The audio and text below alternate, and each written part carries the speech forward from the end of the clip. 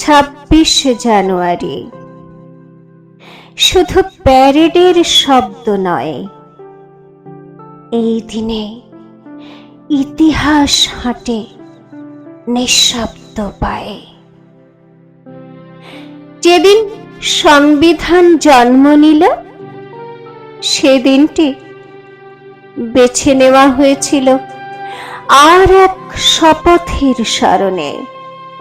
30-এর সেই রাত, যেদিন পূর্ণ স্বরাজ অগ্নিশিখার মতো জ্বলে উঠেছিল একটি জাতির বুকের ভেতর।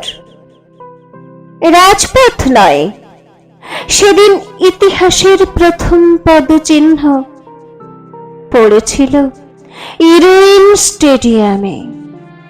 কম আলো, কম জাঁকজমক, তবু চোখ ভরা স্বপ্নে নতুন রাষ্ট্রের শপথ।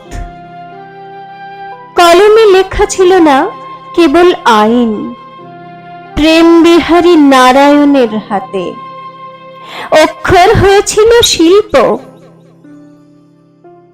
নন্দদুলাল বসুর তুলিতে পাতায় পাতায় জেগেছিল মহেঞ্জোদারো থেকে ডান্ডির লবণ যাত্রা।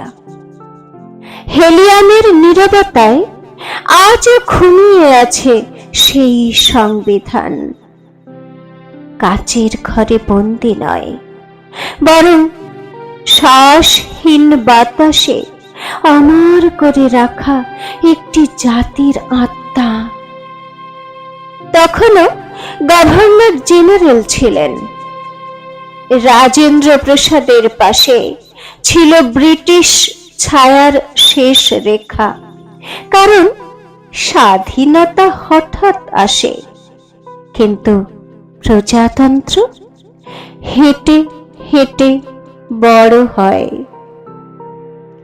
কখনো এই দিন থেমেছে রাজা জর্জের মৃত্যু শোকে। নিঃশব্দ হয়েছিল উৎসব, কারণ সত্য স্বাধীন ভারত তখনও শিখছিল বিশ্বের সঙ্গে কথা বলা। আর কখনো এই দিন হয়ে উঠেছে প্রতিবাদের মঞ্চ। ট্রাক্টরের চাকার নিচে কম্পিত হয়েছে রাজধানী। লাল কেল্লার প্রাচীর জানে প্রজাতন্ত্র মানে প্রশ্ন করার অধিকার। শেষে বিটিং রিট্রিটের সুরে ধীরে নামে পর্দা। তবু 26 জানুয়ারি থাকে আইনের পাতায় নয়, মানুষের চেতনাতেই। কারণ প্রজাতন্ত্র কেবল একদিনের উৎসব নয়, এ এক চলমান অঙ্গীকার।